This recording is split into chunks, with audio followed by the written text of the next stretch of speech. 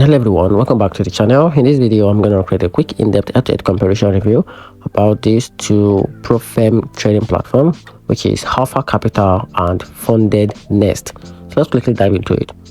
Alpha Capital in 2025 market itself as a flexible prop firm with account size up to $200,000, multiple trading platform, and a different evaluation model.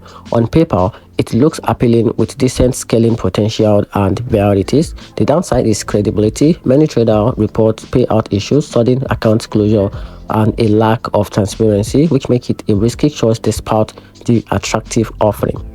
FundedNext, by contrast, has built a strong reputation with profit split up to 95%, fast payout, both one-step and two-step evaluation option.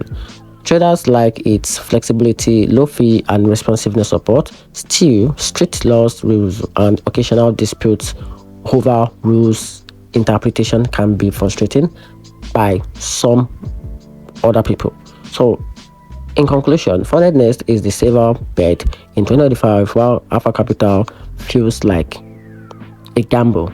And that's it. Hope you find the video helpful. Turn on the notification button and subscribe for more.